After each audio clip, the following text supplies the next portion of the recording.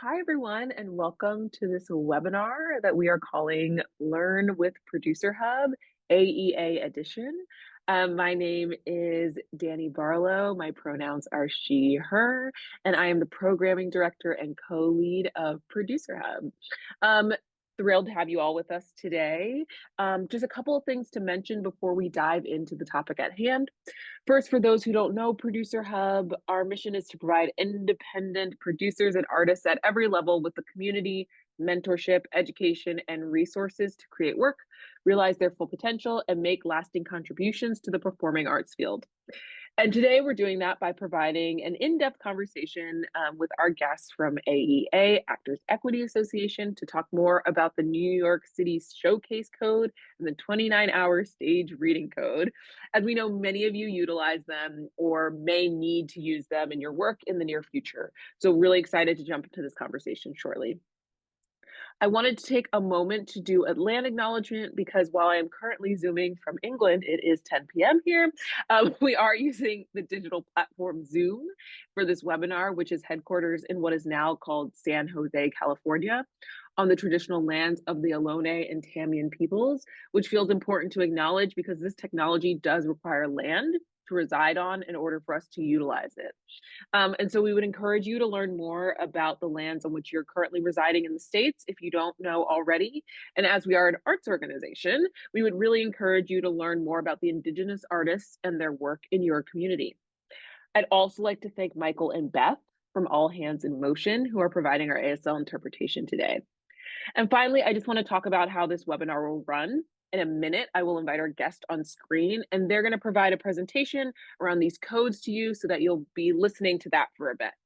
As this is happening, please feel free to drop questions that you might have in the Q&A section of the Zoom interface.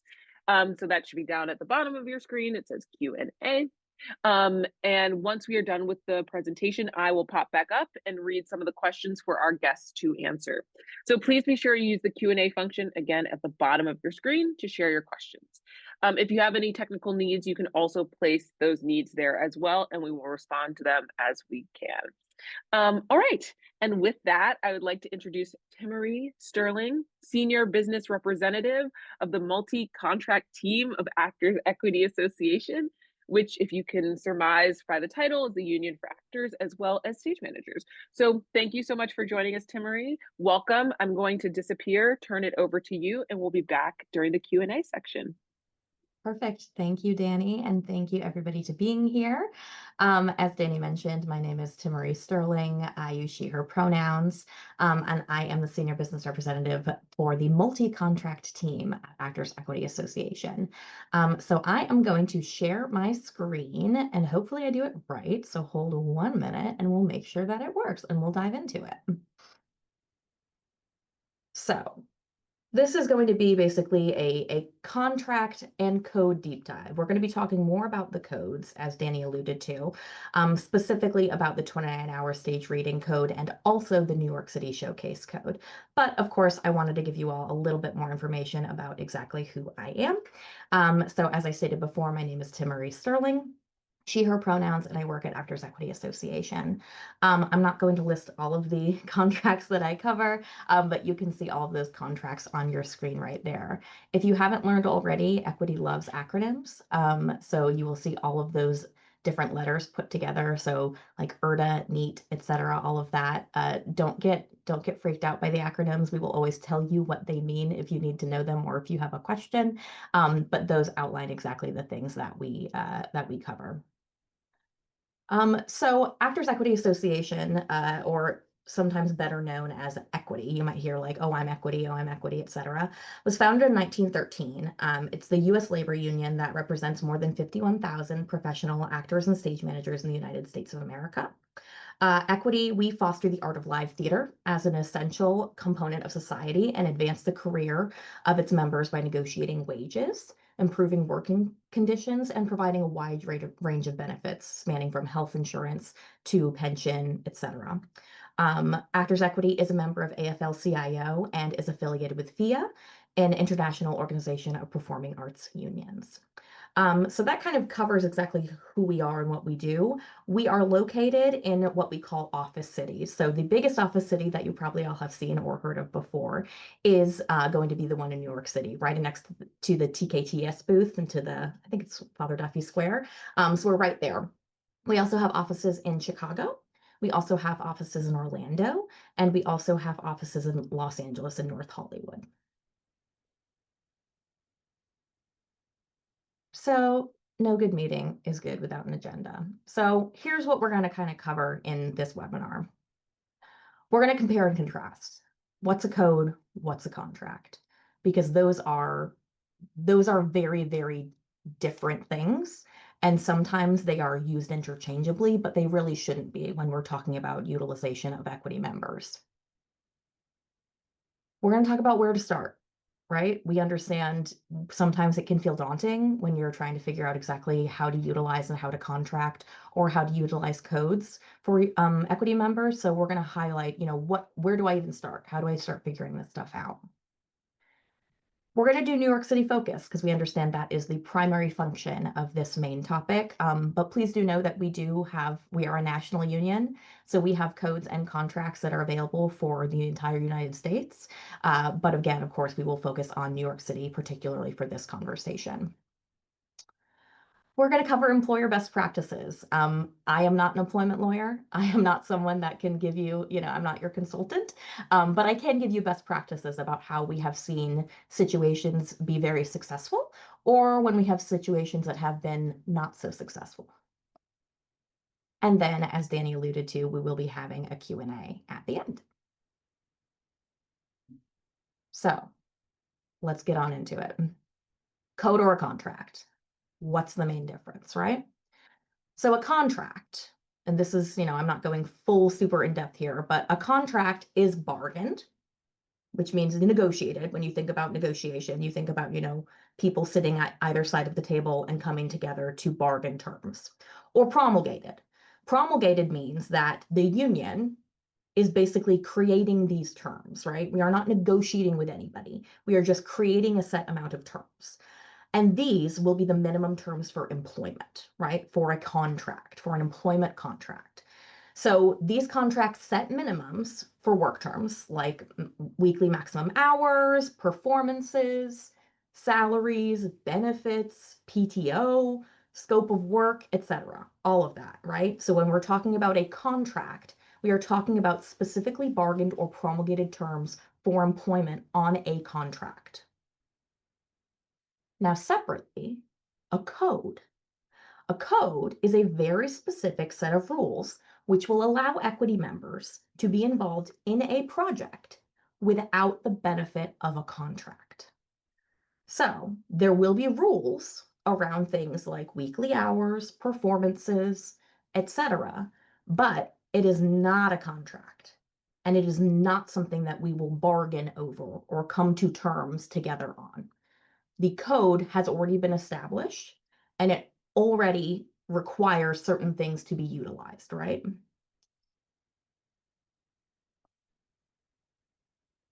So the big question, why does it matter? Why does it matter what the difference is between a code and a contract? Well, it's a layered matter, basically, right? So there's a few separate things here that I'm going to go over. So when someone joins the union, when an actor or a stage manager decides they want to be a member of the union, they agree when they join that they will only rehearse or perform, which includes stage managing, working rehearsal, or performance under terms as approved by equity, their union, right? On the back of their union card, actually, it says as such that they are prohibited from working without approval from their union, either under the form of a CBA or under codes. AEA, equity, again, you'll hear that go back and forth a lot, is also a member of the 4As, which dictates that our sister unions, and the 4As are equity, AGMA, AGVA, and SAG-AFTRA.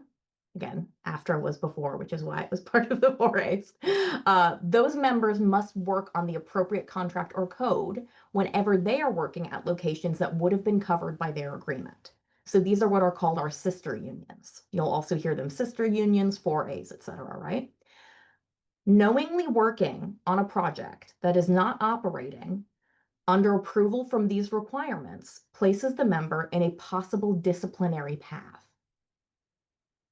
Now, as an employer, it is your responsibility to make sure that you know the terms of what you're working under and to be truthful about what these terms are and what terms are available for members, right?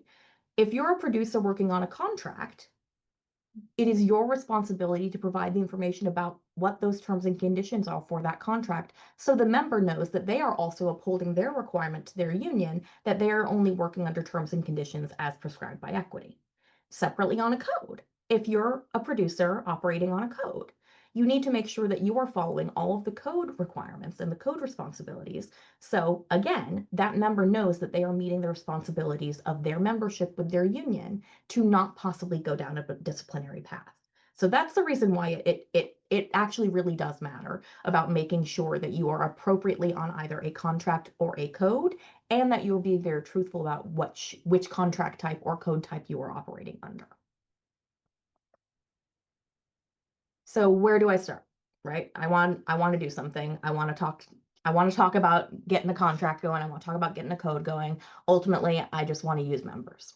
So if you've ever been on our AEA website, it just got revamped like, I want to say under 6 months ago, so it looks a little bit cleaner now. If you go to the tab that says resources, there's a tab for resources for producers, which has a litany of information. And I recommend that you all pop on there and just take a minute to kind of scroll through everything. Some of the information, of course, is going to be reserved for our membership behind the member portal, but there is a good portion of information that is on the external website that, again, I really highly do recommend you go and look through. So one part of it of where to start is to understand the role of the union, right? When you contact the union, we are your partner in collaboration, but we are not a consultant. Our responsibility, as established previously, is to the membership, to our members, right? And we will advocate and protect their interests. That's the very reason why the union exists and what we do. Separately, know your limitations, right? Working with equity members requires a certain level of stability and foundation. And sometimes, if it's a producer's first foray into the producing sphere, they can't meet those requirements, right? Don't bite off more than you can chew. Don't come to us with an idea of, oh, I have an idea for this grand plan, but I have no budget, because we can't assist you then. We can't collaborate with you if there's no baseline understanding about how much money you have, what your producing plan is, etc., right? We have a vast, vast, vast array of contracts and codes that we can work with you on and operate under and provide, again, collaboration about, the most appropriate opportunity that we have. But we are not in a situation where we can outright tell you, oh, here's the next 5 things you need to do in order to get ready and get set to produce under this. That is, I'm sure Danny and Producer Hub can get y'all set up with different resources for that. That's not particularly the role of the union when we're talking about where to start, right? And lastly, as I kind of alluded to, have a formed plan and budget, right? If you've already established your production model, then we are going to have we're going to have a much easier time explaining to you what the limitations are of whatever that budget is, or what the opportunities are with whatever that budget is. So making sure that you have a very true formed plan and budget is going to be very, very helpful in making sure that we are able to guide you appropriately in that.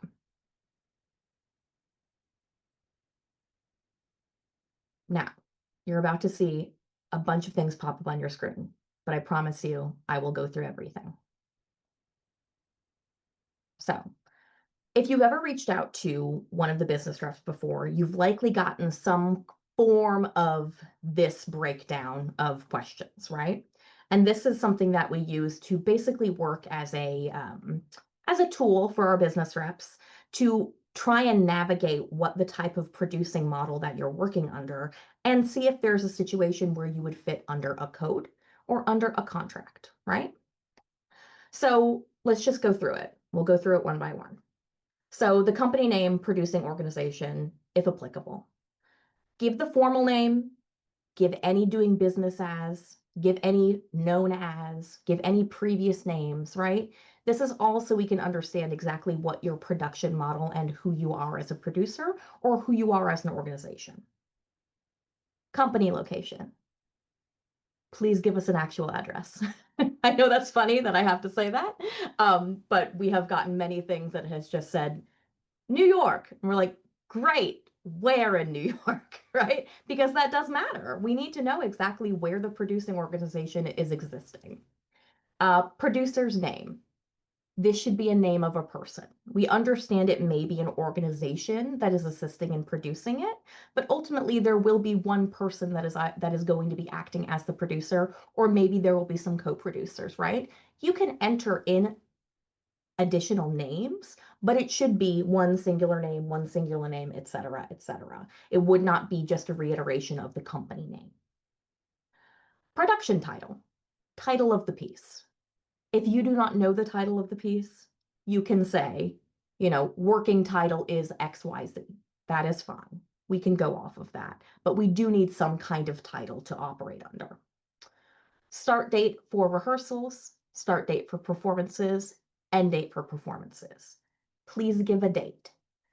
You can give a slight span of dates, but if the date is sometime in November, or we think we'll run through 27, we can't assist with that. We don't know exactly what the parameters will be from that breakdown then. So this is where giving specifics as much as you possibly can is going to be the way to move forward.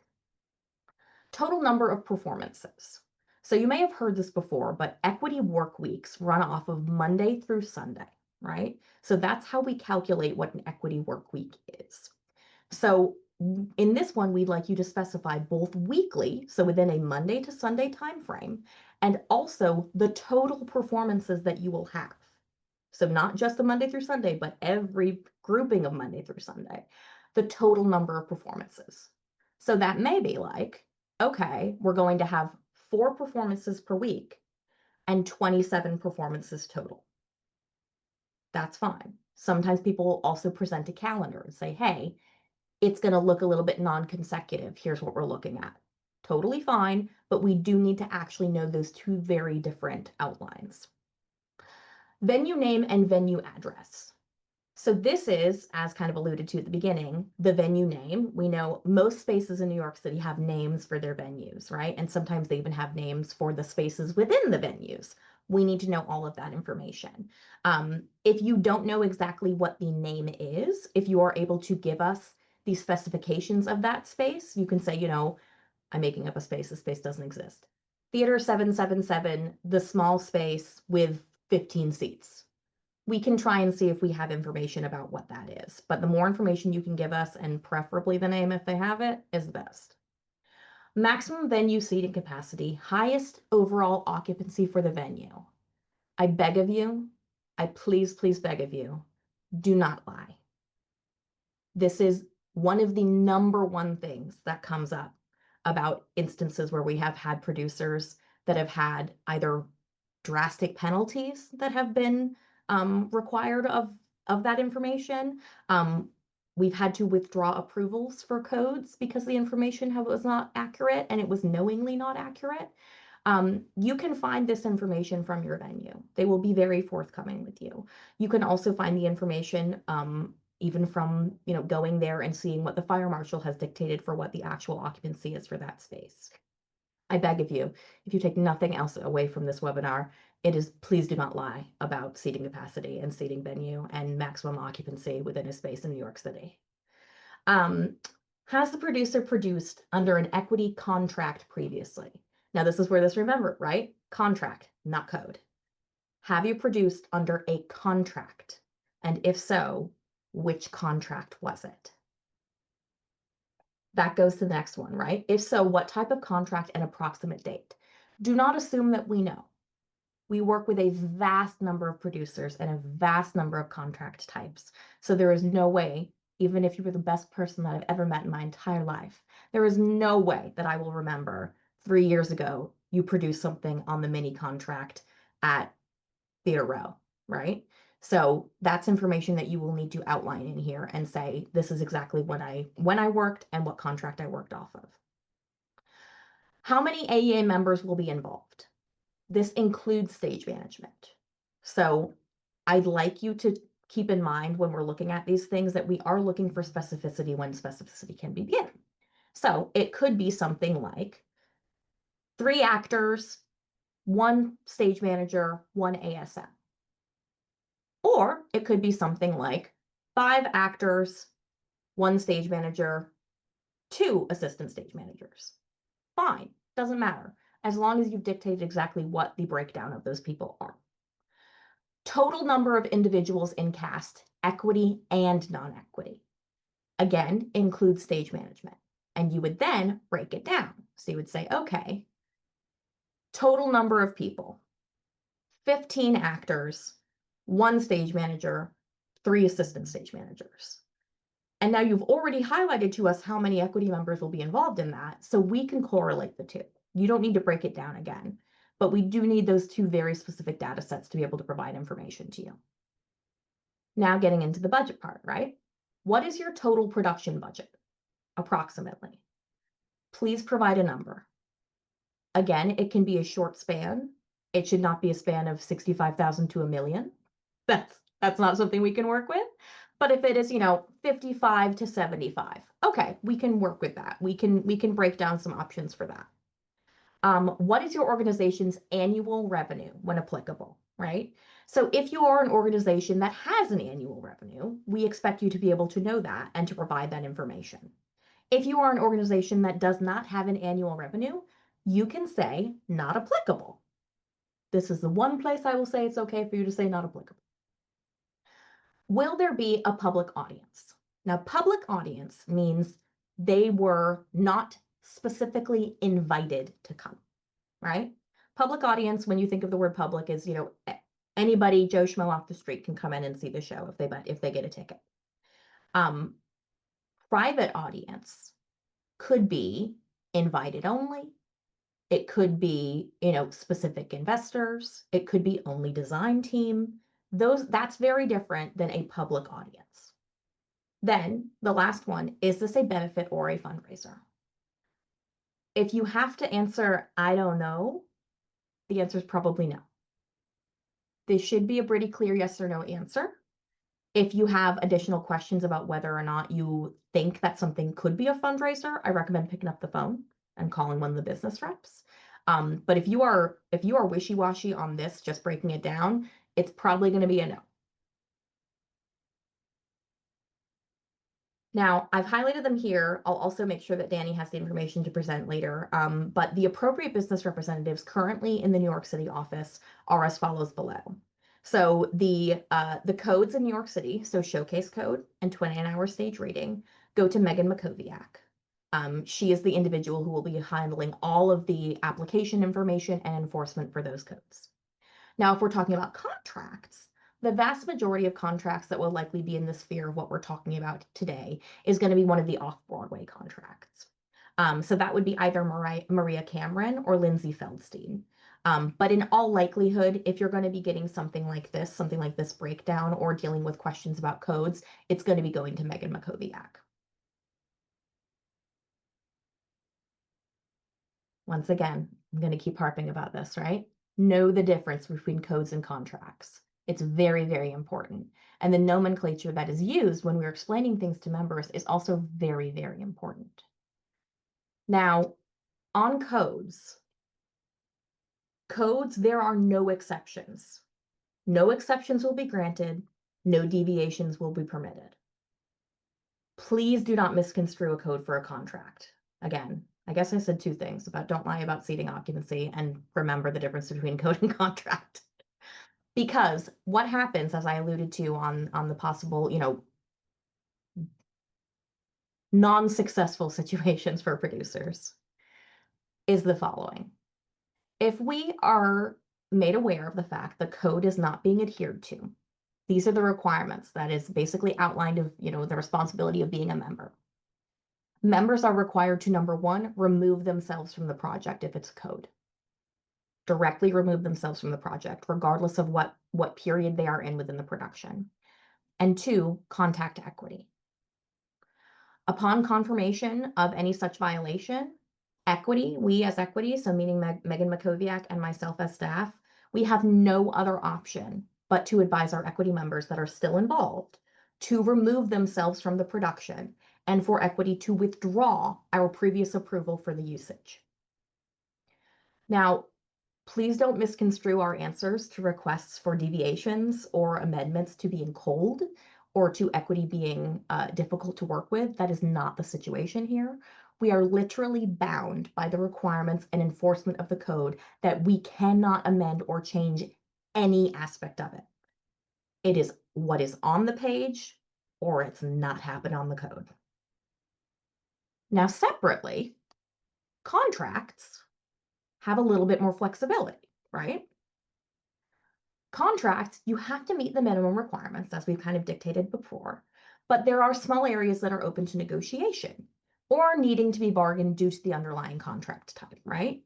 So if you're on a code and somebody contacts and says, "Hey, we think people aren't following the code," then you know what's going to happen, right? The equity members have to remove themselves and they have to contact equity. And we very well may have to turn around and tell our other members in the code, you can't do this anymore, and we are withdrawing our approval. Now, separately, let's say there's a violation or the allegation of a violation on somebody working on a contract. A contract is a bargained agreement, and there are typically specific outlines for any kind of violation, such as a claim or a grievance or a ruling that must be filed. And that gives the opportunity for there to be a big communication about, reaching a resolution and figuring out what penalties, if any, may be required for that certain situation or for that issue to be resolved. So there is some flexibility on the contract side. There is absolutely no flexibility on the code side, and that is how they are created. Now let's get a little bit more in depth into the actual titles that we're talking about here, right? So the New York City Showcase Code. These rules are designed to ensure where members are intended to hone their skills and showcase, as the name says, themselves in the hope of securing future employment, right? Securing a contract, that basic conditions are in place. There are no minimum salaries. There is no obligation to remain in a production, and none of the regular benefits or protections of a standard agreement applies. That is why it's a code. Now, getting into a bit more of the specifics about it, okay? The New York City Showcase Code, and please make sure you read all of the information that you can find on the Resources for Producers page, can only be used in New York City Showcase venues of 99 seats or fewer. If you say, "Oh, but Timmary, there's 102. Let's go back to the top. Can't use it. No deviations. Not at all. 99 seats or fewer." Separately, if you have a space that has 120 seats, but they said they're going to remove it to make it be 99, it doesn't fit. If they say, "I have 135 seats, but they're not going to sell the balcony, so it's just going to be 98, doesn't fit. I hope I'm making this clear. Not to be mean again, right? But I'm trying to give you information and set you up for success at the top of it. So let's get into the application aspect of it. So the budget in and of itself, as we've kind of talked about, which is why you need to know what your budget is when you're planning for this. On the New York City Showcase Code, it cannot exceed $35,000 for the production. But these are two very big things. You can exclude any cost of equity stipends that you are providing and the venue rental.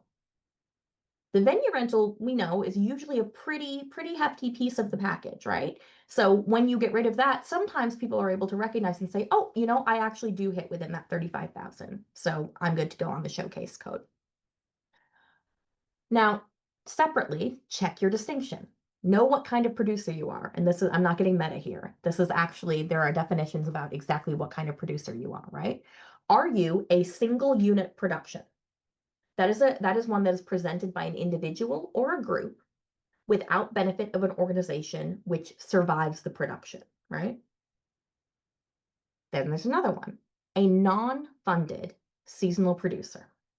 Now, this is someone who owns, operates, or rents a theater on an ongoing basis, but has no annual funding available, right? Now, the last one, a funded seasonal producer.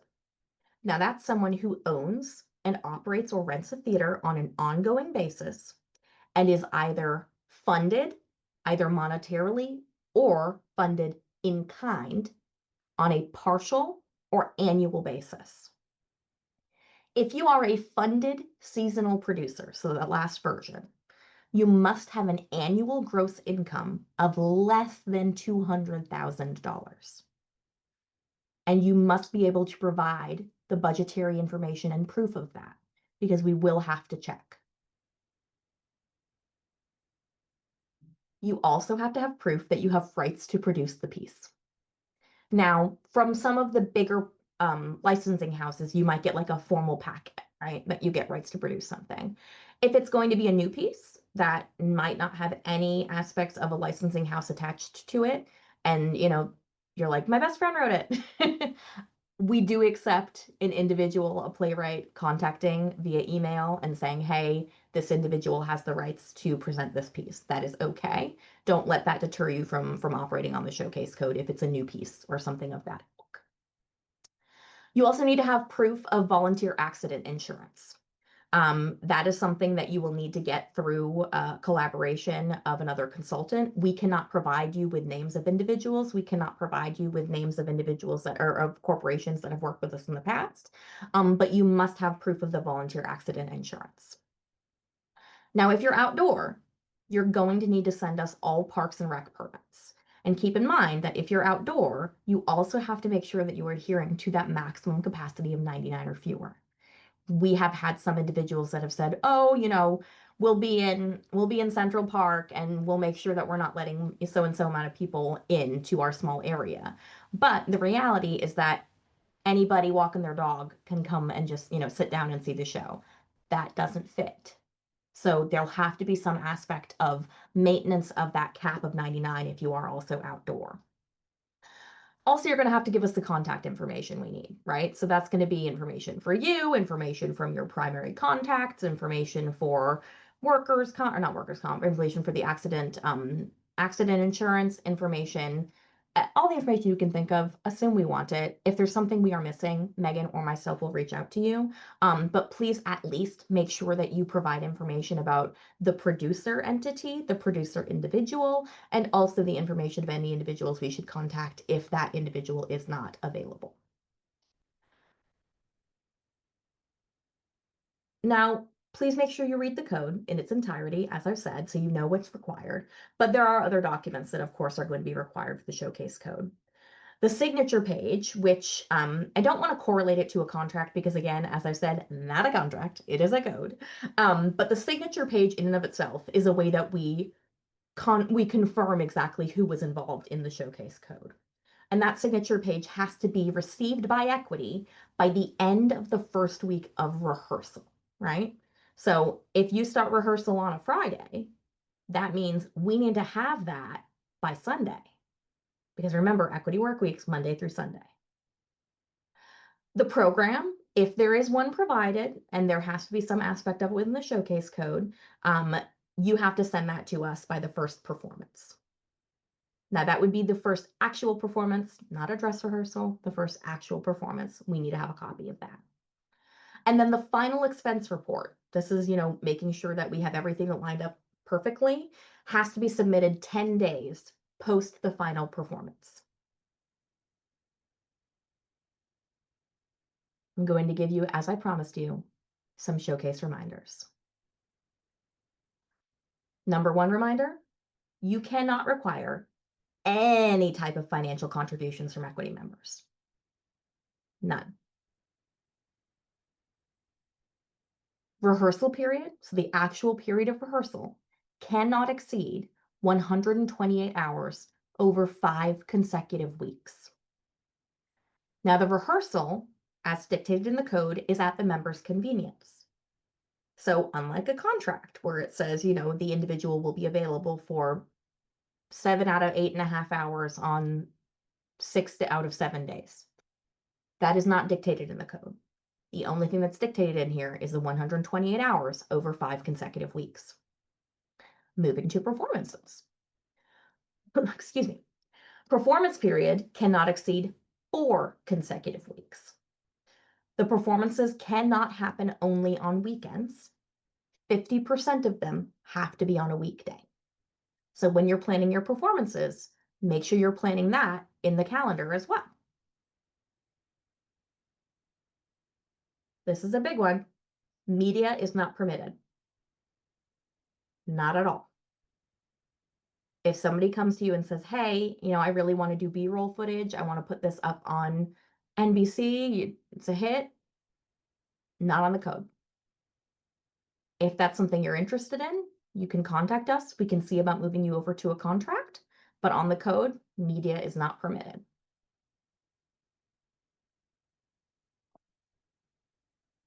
You have to include the asterisk language, and some of you might know what I'm talking about, in all ads, invites, internet posts, right? The asterisk language is the language that is included in the code itself that outlines specifically the language you have to have that is included in all of the programs. I do not know it off the top of my head. I swear if I did, I would say it to you right now. But it is something to the effects of the individuals, the equity members in this are operating on the Showcase Code. And that has to be included in every single ad, invite, internet post that is going to be accompanying any of your Showcase Code ads or marketing, etc. Comp tickets, complimentary tickets, have to be provided for industry professionals. Now, going back to the actual reason for the showcase, right? It is for equity members to showcase their talent in hope of being able to secure bona fide employment in the future. So in that, we have to make sure that we are getting the industry professionals in the room to be able to hopefully offer them employment at the end of it, right? So if there is someone that comes to your show, to your showcase and says, hey, I'm an agent, I'm a director, I'm a casting firm, whatever it may be, they must be given access for free to that performance. Now, this is a big one, and I'm going to go a little bit deeper into it in the 29-hour, but I want to highlight it here. Equity approval for the usage of a showcase code does not mean that you have the right or the ability to supersede any laws. This includes federal, this includes state, and this includes New York City laws. So even if you have everything set up perfectly on paper for equity, you get the approval email, you're good to go, that does not mean that we are giving you carte blanche to operate without any of the requirements for New York City or state or US. Again, I'm going to come up a little bit more deeper into that in 29-hour, but I wanted to highlight it here. Which leads us to the 29-hour stage reading code. So you may have heard a litany of different names for this one. Arose by any other name, basically, right? 29-hour, stage reading, staged reading, reading code, the code. You've heard a bunch of different things for it. Most people are usually talking about the 29-hour stage reading code. Now, you must register the reading by sending the application, which you again can find on the Resources for Producers apps area of the website, to the appropriate business representative 1 week prior to the first rehearsal. Now, if you're operating in New York City, again, that's likely going to be Megan Makoviak.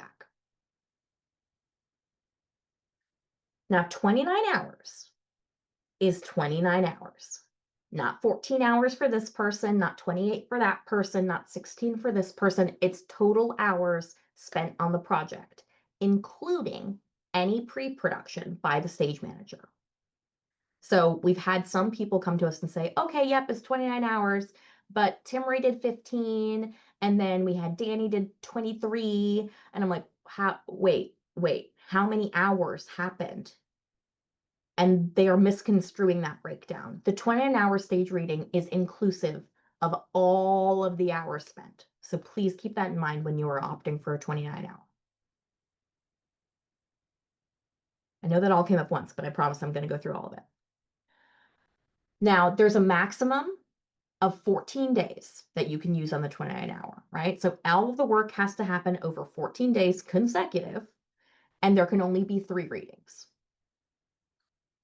Separately, there is no sets, no props, no wigs, no makeup, no costumes. Again, this is one of those things that people always say, but what if? If you have to ask, assume the answer is no. Because again, we cannot deviate off of the code. We cannot do it. I have had some of the most amazing ideas and proposals and concepts come across my desk and say, but wouldn't this be amazing? Yes, it probably would. Can't do it on the code. Again, not because I don't like you. It's just what it is. No ads. I'm putting this in big letters because it is important. No ads. This, as I alluded to previously, is only for individuals for an invited audience. That is a curated list of individuals that you need them there for some reason or another, right? So this is not a situation where you can post it and say, hey, everybody, I'm doing this reading. If you're interested in it, email me here to get access. That, my friend, is not an invited audience. That is something where you just have to know somebody and you got in, right? It can also not be something that you're posting on Broadway World that says, hey, we're doing this reading at this date, at this time, with this producer, with these people. Contact this person so you can learn more. We all know what learn more means. Learn more means we are making an ad and we would like you to come in and we would like you to get access to this, right? Not a thing. Cannot do that. Separately, but kind of similar, no admission, no donations, and not a subscriber bonus, right? So this cannot be something where there's tickets at the door and people have to pay money, or hey, on the side, can you give me a donation so I can, get this money going? Nope.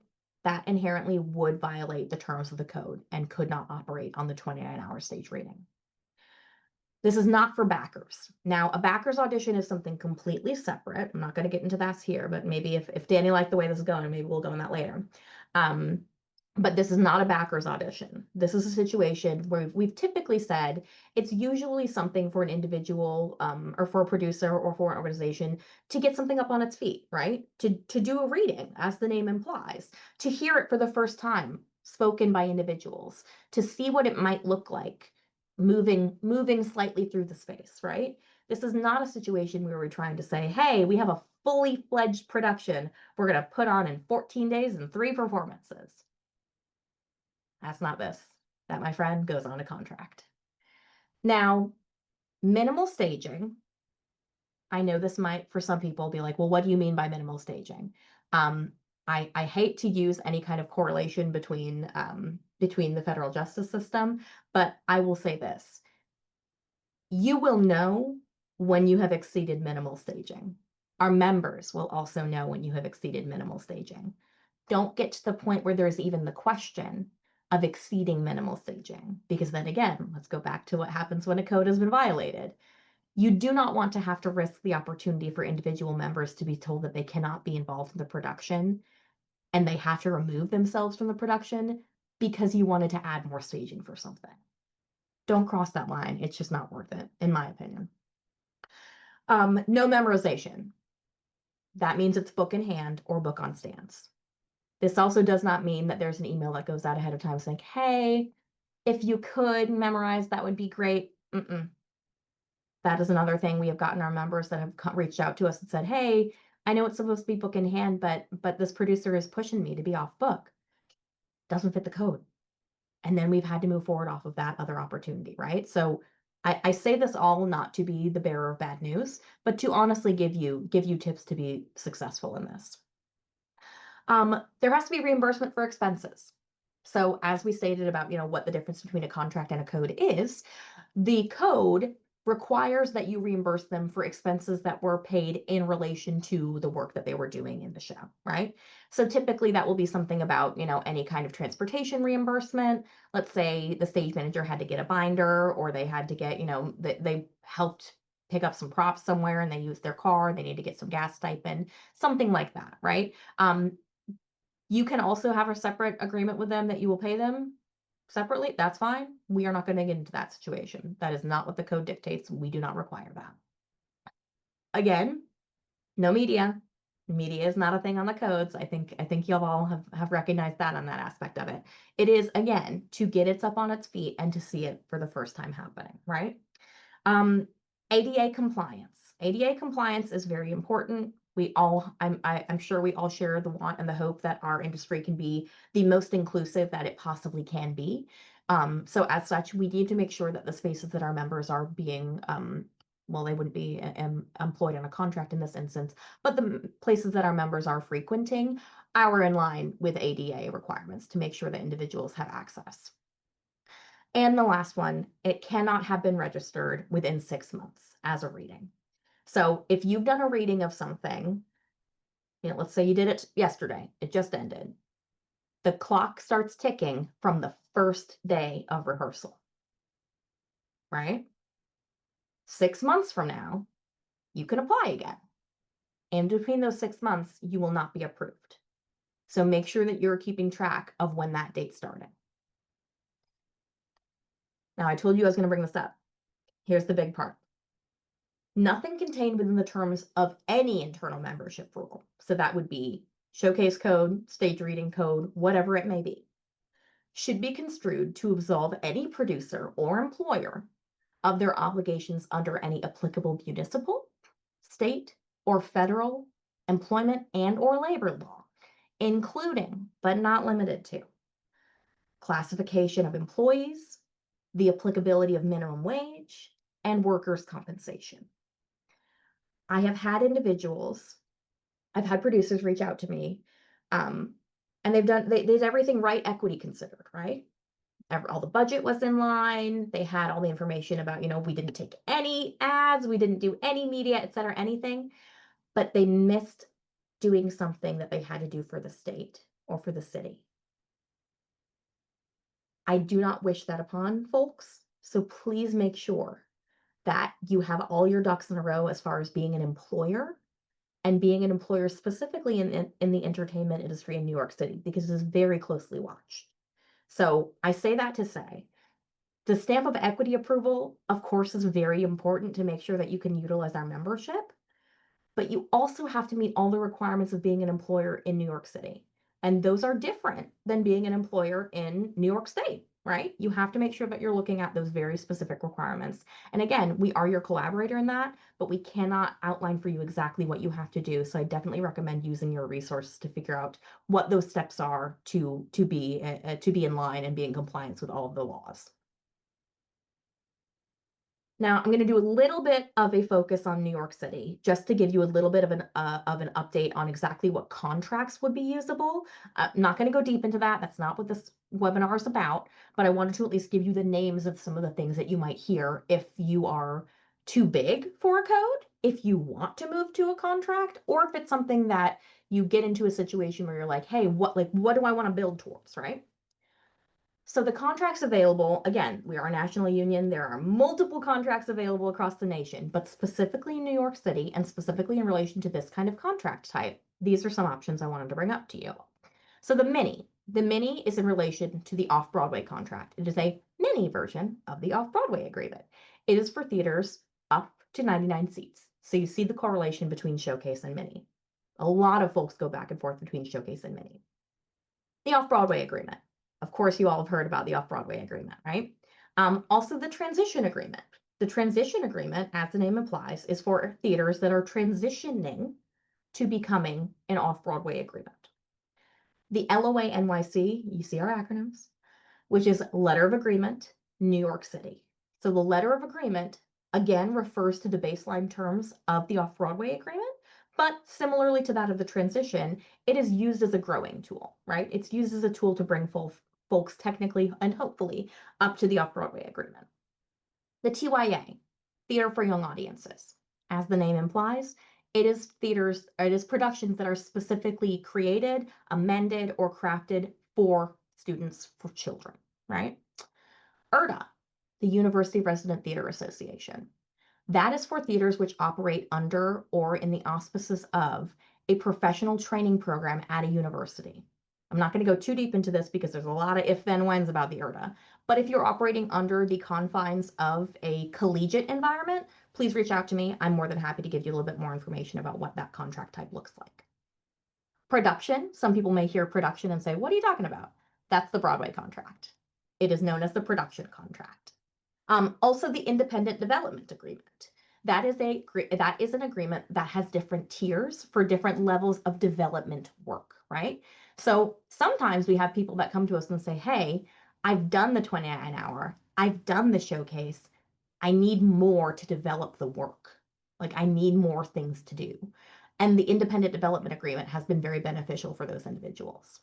And now again, the above are all contracts, not codes. And they require significant financial stability, along with the requirements that are required in the CBA or collectively bargained agreement. That's what CBA stands for. Now, I promised I would get to employer best practices for you. I know I've touched a little bit on some things that are, my highlights, but I want to get into a few more now. Know your rules. We will always be very open with you about what the requirements are, right? The codes, as I hope are very clear, it's what's on the page. That's kind of the end all be all of it, right? If you call us because you genuinely have something that you're like, I have a situation that I do not know if this fits or not. We will be honest with you, right? I have worked at Equity for over 10 years now. I have seen a lot of different things because there is so much art happening and there is so much collaboration and so much creativity. There are things that I will unequivocally know cannot fit on the code. There are other things that I'll want to have a conversation with you about and figure out what the specific parameters are of that to determine whether or not Equity believes that that is something that can operate on the code or must move to a contract. But in order to do that, you have to know your rules. You have to call me and say, hey, Timmary, I read it. Here's my interpretation of that. Do you agree? Right? Be open and frequent with communication to members, right? This is something that's really, really important. As I'm sure you all want to know, and I'm sure, all the people you work with, you want to know what's going on. You want to know, like, okay, you said we were working on a code, but then I saw that we might have a contract, but then it seems like we're working on a code and I didn't get a I've heard so many of these stories, right? So be open and be communicative with your members that you're working with. If you are open from the beginning and say, we are working on the showcase code, period, end of story, they know it, right? Be open with them. Say, hey, we got a huge investor. They love the show. We're a hit. We're going to move to the mini. Wonderful. Fantastic. People know that, right? Be open, be honest, be communicative with folks. Again, I am not a lawyer. I cannot get into all of the discrepancies of this, but understand the laws and regulations of working in New York City. This includes the Department of Labor. This includes unemployment, workers' compensation, taxes, payroll processing, delineation and classification of employees versus, W-2 1099. Make sure you know what you're working under. And lastly, know the union's responsibilities versus the employer responsibilities. There are certain things that I will be very open with you about that I will say, hey, great question, can't answer that for you. And again, it's not because I'm trying to be a mean person. It's not because I'm trying to, stifle your situation, but that's not my responsibility. That's not why I am doing what I'm doing. My responsibility as outlined is to the benefit of the membership. Separately, no conflict of interest, right? Conflict of interest is something that I feel like you look at it and it has kind of it's a little pejorative when you look at it. You're like, conflict, right? But conflict of interest is not inherently a bad thing. A lot of our members are also producers. They are member producers. That then usually will plop them into the delineation of being in conflict of interest. So if you're producing a showcase code and you are also a member, right? And we see that, we're going to plop you into what's called conflict of interest. You will get an automated email from us that says, hey, we see that you are employer of record for this. You are now in conflict of interest. Here's what that means. It doesn't mean that you're a bad person. It doesn't mean how dare you go to the producer. That's not what it is, right? It is just outlining. Since you are now operating in a situation where you are going to be both producing and a member, there are certain things that we need to make sure that we are keeping the sanctity of just being a member from those particular individuals. Just for the situation of some individuals, some members may say, I don't feel comfortable explaining my situations or explaining my concerns while there are producers present, which is a very real and very reasonable request of those members, right? So you very well may be in conflict of interest. It is not a mark against you. You could still remain a member in good standing. It just means that there are certain things that you will not be able to avail yourselves of the full membership, but you will still be a member.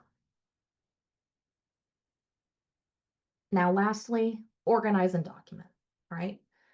There are so many times that had the producer that we were working with, had the paper trail of all the things that we were asking them for, we could have gotten them up and running significantly faster than it took to get them up and running, right?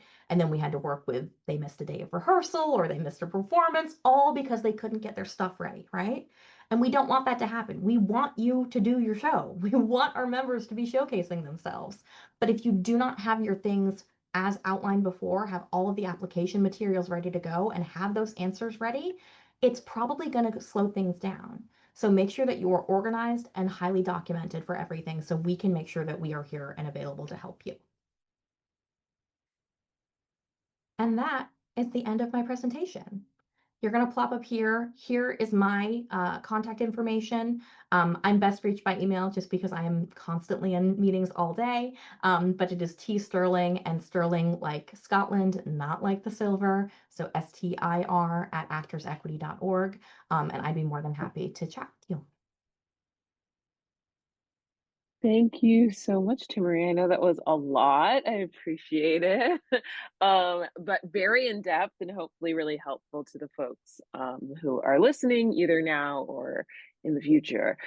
So there's some questions in the Q&A that I'm going to run you through, and then there were some that came in before the session that people sent in that I also want to ask you as well.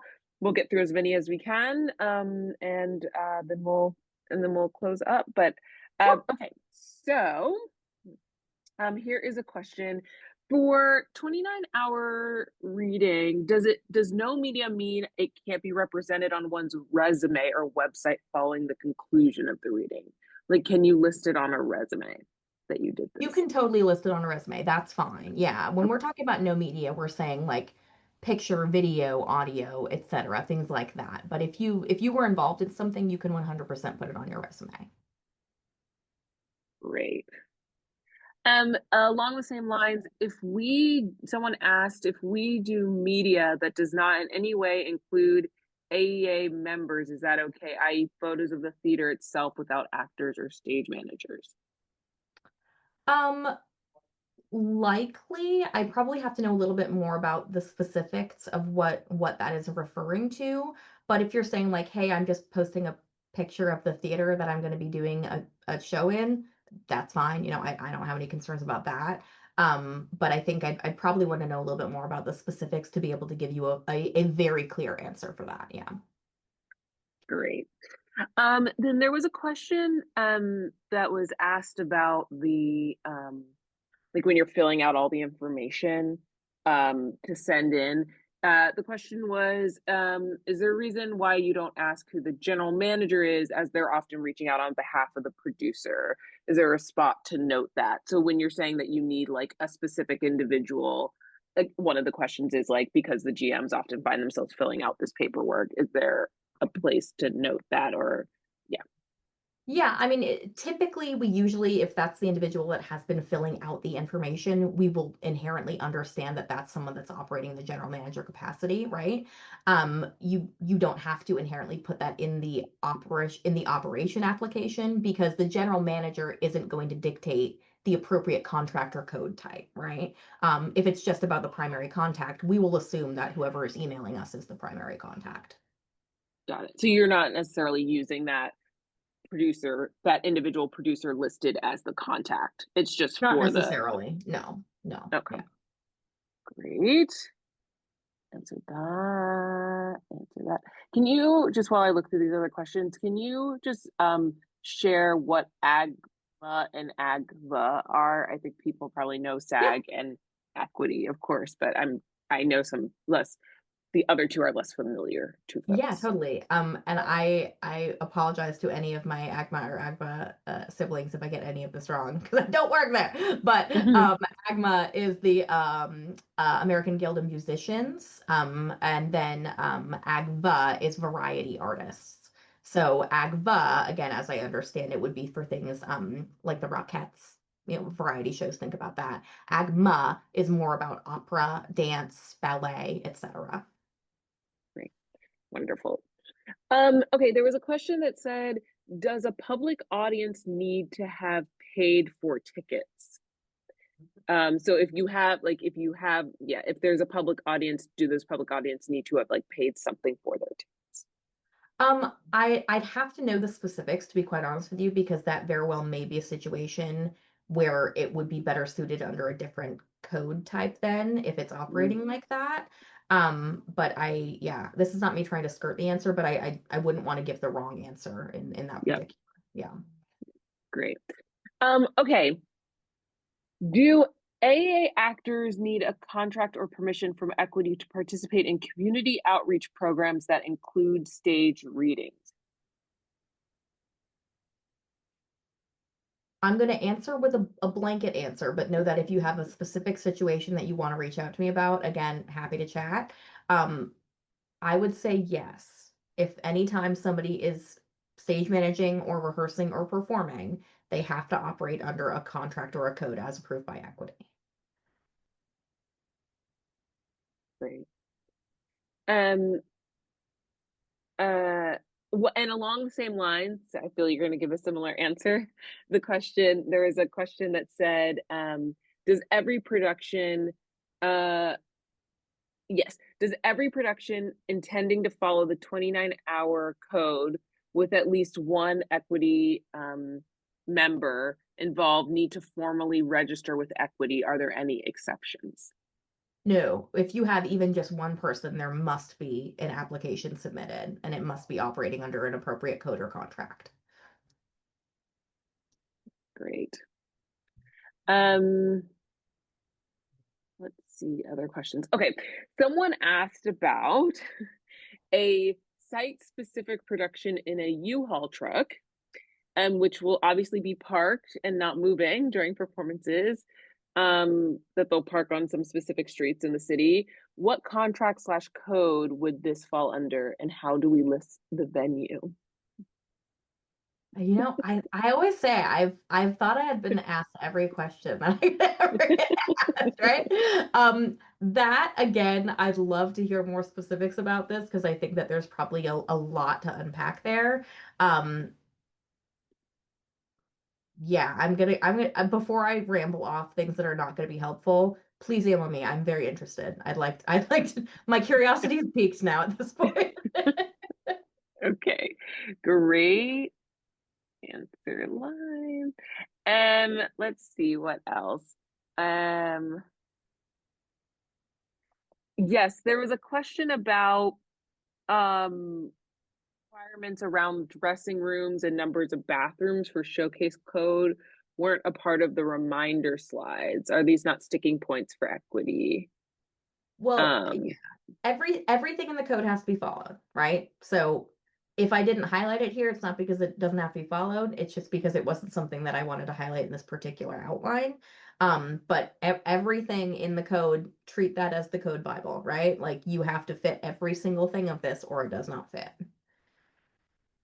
and I guess that's a good, I guess a follow-up question or a curiosity because in that question, it's kind of gone now, but in that question was like some of the theater spaces aren't as amenable to some of those requirements, and I'm just for my own curiosity and for other people to know, when do codes change? Do codes ever change, or do they go through like review processes, things like that? I'm just curious. I imagine other people Yeah, might so be codes curious. codes have been crafted and are for the benefit of members, right? So as outlined from the beginning, I think in the slide that you present or the outline you presented, Danny, we are managed or we are governed by individuals who have been elected to council seats, the Council of Equity, right? And that basically is the governing body of the association. They get to make the decision about whether or not the code needs a review, the code needs an update, the code needs amendments or changes, right? That would be something that is of the ilk of the other governing body to determine whether or not that's something that they'd like to move forward on. But there is no outright requirement within the confines of the code for there to be like a yearly review or anything like that. Great, great. Um, there's a question about if there's any potential language that needs to be sent when sending in a contract slash code application via email. Is there anything in the subject line specifically that needs to be highlighted? Not specifically, no. I mean, we've seen a lot of different things. Obviously, we've all had a billion different emails come into our inbox and have like 15 different words. So, out of just my own hope, I hope that is clear and, and succinct. But it does not need to specifically say, showcase code application production XYZ. It can just say, application for code attached. Something as simple as that is fine. Great. Um,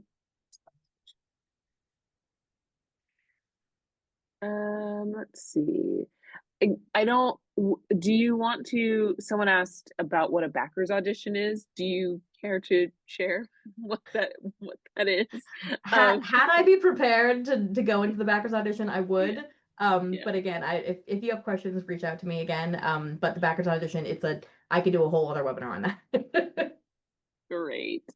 Um, I'm wondering about there was also a question, and I guess I should say to anyone who's still watching, we're down to our last couple of questions. So if there's anything that you all want to ask, now is the time to put it in the Q&A because we're going to wind ourselves down soon unless some more questions come in. Okay, so um um let's see.